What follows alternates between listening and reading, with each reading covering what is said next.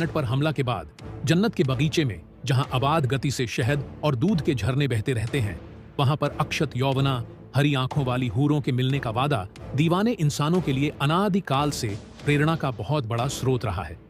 लेकिन 9/11 की उस सुबह को कुछ पागल पायलटों ने जो कुछ किया, उस दीवानगी का कोई मुकाबला नहीं है।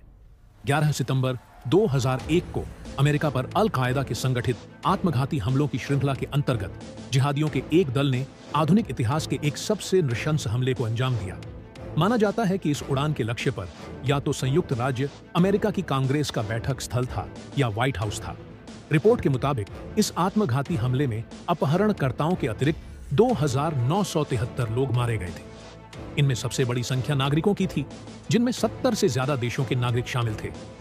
इन हमलावरों को यह यकीन दिलाया गया था कि इन हमलों से उन्हें तत्काल मौत मिलेगी और उतनी ही तेजी से जन्नत की उन हूरों से उनका मिलन होगा। जिहाद उनके लिए जन्नत पहुंचने का सबसे तेज साधन था, भले ही इस सफर के लिए उन्हें पागलपन की किसी भी हद तक क्यों न जाना पड़े। दुनिया भर में फैले मुसलमानों ने इस वारदात पर अलग अलग तरीके से प्रतिक्रियाएं की। कुछ इस बात से बेहद उल्लसित थे कि अहंकारी संयुक्त राज्य अमेरिका को घुटने टेकने पर मजबूर होना पड़ा।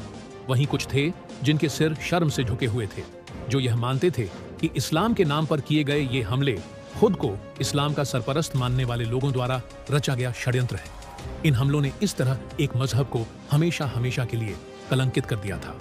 9/11 का हमला एक निर्णायक घटना बन गई, ऐसी घटना जिसने दुनिया को हमेशा के लिए बदल कर रख दिया।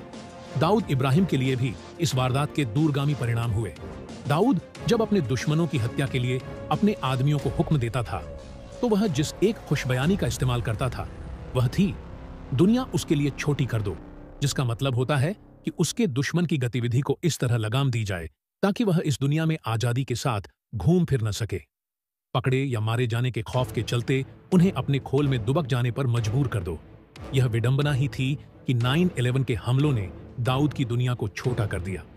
दरअसल वह एक लंबे अरसे से संयुक्त राज्य अमेरिका के राडार पर वैसे भी था, लेकिन अंकल सैम को आतंकवाद ने इसके पहले चोट नहीं पहुंचाई थी, इसलिए वे उसे गिरफ्तार करने के मामले में सीरियस नहीं हुए थे। 1995 में अमेरिका के राष्ट्रपति बिल क्लिंटन ने संगठित क्रिमिनल ग्रुप्स की गतिविधियों को राष्ट्रीय सुरक्षा के लिए गंभीर खतरा घोषित करते हुए ऐसे ग्रुप्स की गिरफ्तारी को अमेरिकी खुफिया एजेंसियों की प्राथमिकता बना दिया था। ऐसा ही निर्णय M15 के तत्कालीन डायरेक्टर जनरल की सिफारिश के आधार पर इंग्लैंड की जॉन मेजर सरकार ने तथा यूरोपियन यूनियन की दूसरी सरकारों ने भी लिया था। तभी से दाऊद का गैंग उन ऑर्गेनाइज्ड क्राइम ग्रुप्स में शामिल किया जा चुका था, जिन पर वेस्ट की विभिन्न खुफिया एजेंसियां बहुत करीबी निगाह रखे हुए हैं, जिसके चलते उसकी गतिविधियां कराची तक सीमित होकर रह गई हैं, जहां पर वह ISI का खास मेहमान बनकर रहता है।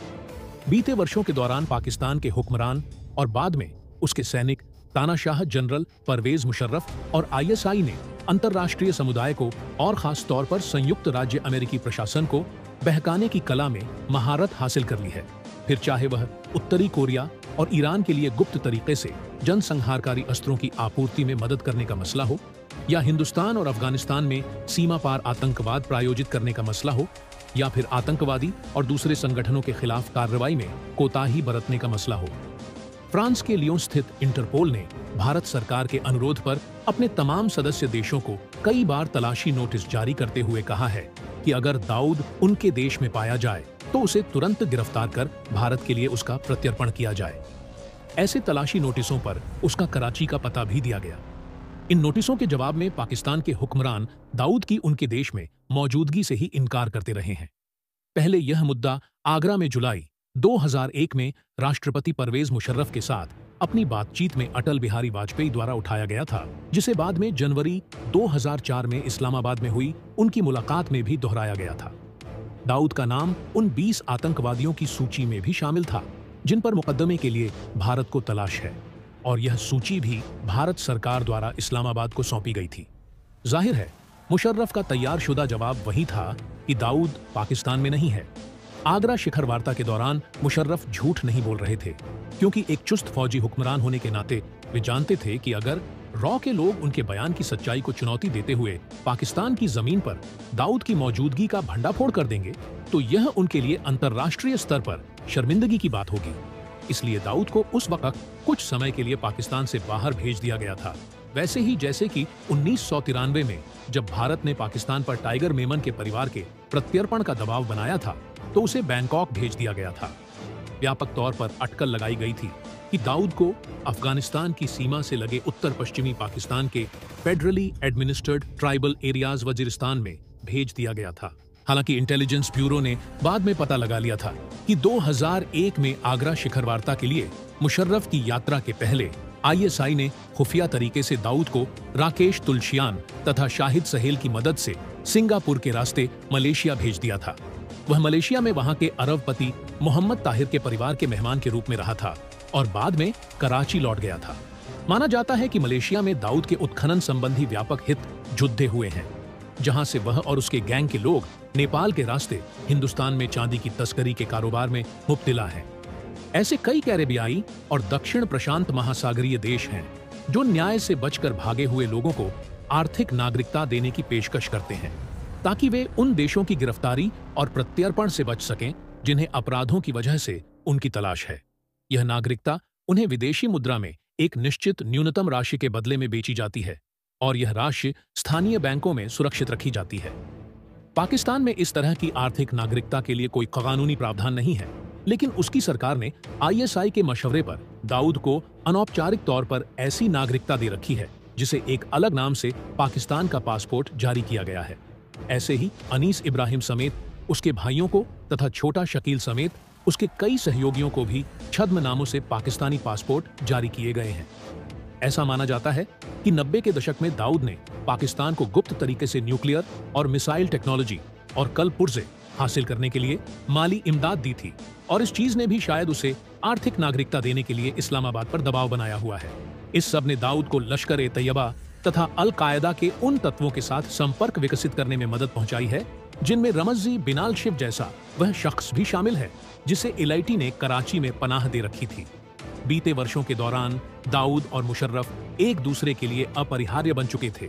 दरअसल बताया तो यहां तक जाता है कि दाऊद ने पाकिस्तानी खुफिया एजेंसियों के मुशर्रफ के कई वफादार रिटायर्ड अधिकारियों को अपने सुरक्षा अधिकारियों के रूप में नौकरी पर रखा हुआ है और आईबी के दस्तावेजों के मुताबिक दाऊद इब्राहिम ने मुशर्रफ की जनमत संग्रह मुहिम में भी अहम भूमिका निभाई थी और लोगों को उनके पक्ष में मतदान के लिए ट्रकों में भर भर कर मतदान केंद्रों तक पहुंचाया था। लेकिन मुशर्रफ भले ही अपने इनकार के जश्न में मशगूल थे, पाकिस्तान के प्रेस ने आगे बढ़कर उनके चेहरे से नकाब हटाया था। तब दो घटनाएं एक साथ हुई जिन्होंने न सिर्फ मुशर्रफ के कमजोर झूठ को उजागर कर दिया बल्कि उन्होंने दाऊद के लिए दुनिया को भी छोटा बना दिया।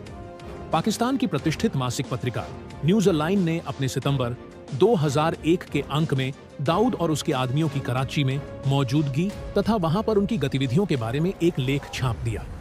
पाकिस्तानी मीडिया ने खबर दी कि गुलाम हसनैन नामक जिस पत्रकार ने वह लेख लिखा था उसे पाकिस्तानी अधिकारियों द्वारा गिरफ्तार और परेशान किया जा रहा है। लेख में जो कहा गया था वह इस प्रकार था: मुंबई का कुख्यात अंडरवर्ल्ड कुनबा दाऊद और उसका गिरोह, जिसमें उसका दायां हाथ छोटा शकील और टाइगर मेमन शरीक हैं, बंबई बम विस्फोटों तथा दूसरे कई आपराधिक कृत्यों के लिए हिंदुस्तान की मोस्ट वांटेड की फहरिस्त में शामिल है।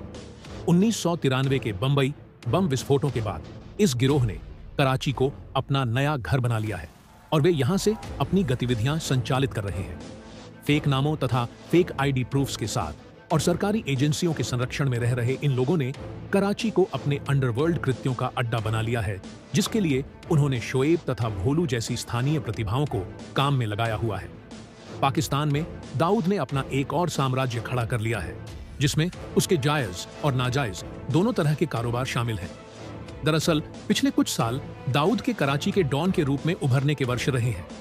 दाऊद और उसके आदमियों ने कराची और इस्लामाबाद की अहम जमीन जायदादों पर बड़े पैमाने पर पैसा लगाया है और वे कराची के स्टॉक एक्सचेंज तथा समानांतर साख व्यवस्था यानी हुंडी की दुनिया के बेहद ताकतवर खिलाड़ी बन चुके हैं।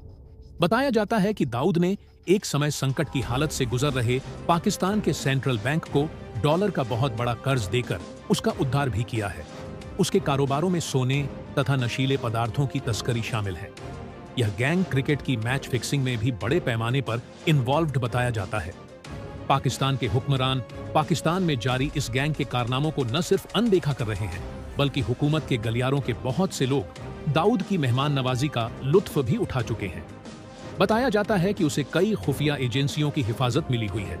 दरअसल दाऊद और उसके आदमी शहर में आते जाते वक्त बड़ी तादाद में सादा वर्दीधारी हथियारों से लैस जिन सुरक्षा कर्मियों की हिफाजत में चलते हैं, माना जाता है कि वे पाकिस्तान की छोटी की सुरक्षा एजेंसी से ताल्लुक रखने वाले मुलाजिम हैं। सरकार के कई खुफिया एजेंट जो अपनी सरकारी जिम्मेदारियों की वजह से दाऊद के कांटेक्ट में आते रहे हैं, अब दरअसल उसी के लिए काम करने लगे हैं। एक मुत्तहिदा कौमी मूवमेंट के कार्यकर्ता का कहना है कि सिक्योरिटी रीजन से दाऊद के आसपास रहने वाले लगभग सारे के सारे लोग या तो रिटायर्ड अधिकारी हैं या वे अभी भी सरकारी नौकरियों में हैं। जानकार सूत्रों के मुताबिक दाऊद पाकिस्तान का पहले नंबर का जासूस है। मुंबई में बैठे उसके आदमी उसे वह हर सूचना हासिल करने में मदद करते हैं जिसकी पाकिस्तान को जरूरत होती है। अफवाह तो यहां तक है कि कराची में कभी कभी उसके आदमी एयरपोर्ट पर आने वाले मुसाफिरों की जांच करने तथा रॉ के एजेंटों की पहचान करने जाने वाले पाकिस्तानी खुफिया एजेंटों के साथ जाया करते हैं। गुलाम हरमैन को सरकार द्वारा इस कूदर अपमानित और प्रताड़ित किया गया कि उसे पाकिस्तान से भागकर अमेरिका में पनाह लेनी पड़ी। 9/11 के हमले का सरंजाम यह था कि अमेरिका ने पूरी दुनिया में बहते हुए उस भ्रष्ट पैसे की तादाद के खचतरे को महसूस करना शुरू किया जिसे आतंकवादी कृत्यों पर और मुस्लिम आतंकवादियों के विश्वव्यापी भाईचारे के घृणित पक्षों पर खर्च किया जाता है। उन्होंने महसूस किया कि अब इस भ्रष्ट निधि को उगलने वाली चौतरफा गतिविधियों में इस्तेमाल किए जाने वाले इस पैसे को उगलने वाली नली और मुस्लिम आतंकवादियों की गर्भनाल दोनों को काटने का वक्त आ चुका है।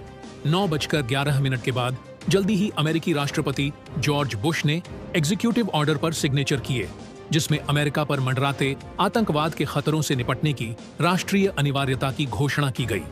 अपने ईओ में उन्होंने कहा, मैं इस नतीजे पर पहुंचा हूं कि विदेशी आतंकवादियों की आर्थिक बुनियाद की व्यापकता और विस्तार को देखते हुए उन विदेशी लोगों पर आर्थिक प्रतिबंध लगाना उपयोगी होगा जो इन विदेशी आतंकवादियों की मदद करते हैं या किन्हीं दूसरे रूपों में उनके साथ संबंध रखते हैं। मैं इस नतीजे पर भी पहुंचा हूं कि संयुक्त राज्य अमेरिका तथा विदेशी वित्तीय संस्थाओं के बीच अतिरिक्त आपसी परामर्श और परस्पर सहयोग तथा सूचनाओं की साझेदारी बहुत जरूरी है ताकि संयुक्त राज्य अमेरिका आतंकवाद को धन उपलब्ध कराए जाने के खिलाफ अपनी लड़ाई में कामयाब हो सके। यह अमेरिका की सरकार के अधिकार में विस्तार करते हुए उसे किसी भी ऐसे व्यक्ति या संगठन को परिभाषित करने की छूट देता है जो घोषित आतंकवादियों की मदद करता है या उन्हें वित्तीय अथवा दूसरे तरह की सहायता उपलब्ध कराता है या उनके साथ किसी रूप में संबंध रखता है। ईओ सरकार को साथ ही उसके साथ मिलजुल कर काम करने वाले सहयोगियों को अल कायदा तथा दूसरे आतंकवादी संगठनों की हत्यारी गतिविधियों को वित्तीय सहायता पहुंचाने में लगे करोड़ों डॉलरों को प्रतिबंधित करने की इजाजत देता है।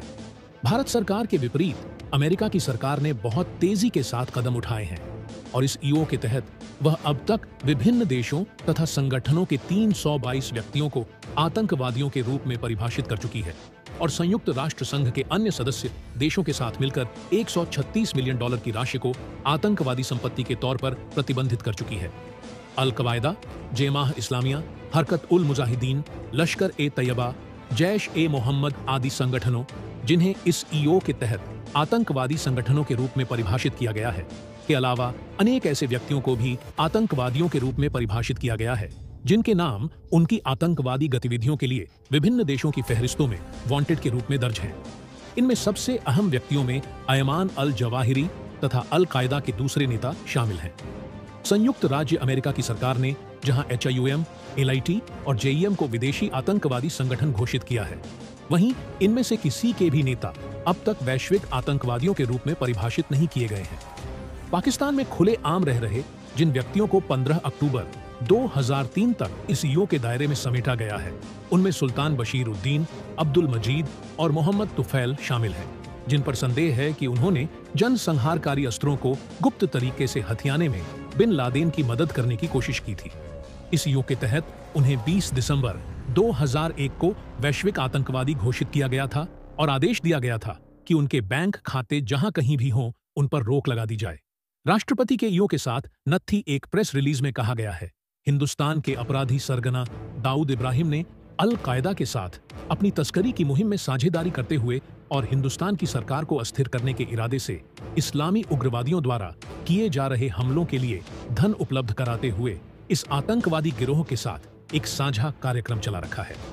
हिंदुस्तान को 1993 में बॉम्बे स्टॉक एक्सचेंज पर किए गए बम धमाकों के लिए उसकी तलाश है और बताया जाता है कि उसने लश्कर-ए-तैयबा नामक उस संगठन के लिए आर्थिक मदद उपलब्ध कराई है जिसे संयुक्त राज्य अमेरिका 2001 में आतंकवादी संगठन घोषित कर चुका है और जिसे जनवरी 2002 में पाकिस्तानी सरकार ने प्रतिबंधित किया हुआ है और उसकी संपत्तियों पर रोक लगा दी है। इस प्रेस रिलीज के साथ नत्थी किए गए तथ्यपरक दस्तावेज के मुताबिक इब्राहिम का गिरोह इंग्लैंड और पश्चिमी यूरोप में बड़े पैमाने पर नशीले पदार्थ पहुंचाता है। दक्षिण एशिया इस गिरोह की तस्करी में ओसामा बिन लादेन तथा उसके आतंकवादी नेटवर्क मिडिल ईस्ट और अफ्रीका के रास्ते की जाने वाली की साझेदारी है। हाल ही के सालों में इब्राहिम के गिरोह द्वारा विकसित किए हैं कि बिन लादेन द्वारा इन तरीकों का इस्तेमाल किया जा सके, इसके लिए एक गए कारगर तरीकों का इस्तेमाल बिन लादेन द्वारा किया गया है। 1990 के दशक के आखिरी सालों में इब्राहिम ने तालिबान की हिफाजत में अफगानिस्तान की यात्रा की थी। इस दस्तावेज में आगे यह भी कहा गया है कि इब्राहिम के गिरोह ने दंगों, आतंकवादी कृत्यों तथा कानूनों के उल्लंघन के माध्यम से भारत सरकार को लगातार अस्थिर बनाने की कोशिश की है। फिलहाल हिंदुस्तान को उसकी तलाश 12 मार्च 1993 के बंबई एक्सचेंज बम धमाकों के सिलसिले में है, जिनमें सैकड़ों हिंदुस्तानी मारे गए थे और 1000 से ज्यादा लोग घायल हुए थे। 2002 के पतझड़ तक की ताजा सूचना से पता चलता है कि इब्राहिम ने हिंदुस्तान के खिलाफ काम कर रहे लश्कर-ए-तैयबा जैसे इस्लामी उग्रवादी गुटों को वित्तीय सहायता दी है। यह सूचना मसलन इस बात की ओर इशारा करती है कि इब्राहिम गुजरात में LIT के हमलों के लिए वित्तीय सहायता में बढ़ोतरी कर रहा है। हालांकि यह वक्तव्य और उसके साथ न थी, यह तथ्यात्मक दस्तावेज यह नहीं बताता कि संयुक्त राज्य अमेरिका की सरकार को अल-कायदा, बिन लादेन और LIT के साथ दाऊद के संबंधों की जानकारी कैसे प्राप्त हुई। इस एग्जीक्यूटिव ऑर्डर ने तथा संयुक्त राज्य अमेरिका द्वारा बरती जा रही सख्ती ने पाकिस्तान की सरकार को डरा दिया था। दाऊद इब्राहिम और उसके गुर्गों को खामोश रहने के लिए कहा गया था, क्योंकि जैसा कि जाहिर था, भारतीय एजेंसियां अब दाऊद के पाकिस्तान में होने को साबित करने के मौके को झपटने के इंतजार में थी। वीडियो पसंद आए तो लाइक करें, शेयर करें और सब्सक्राइब करें।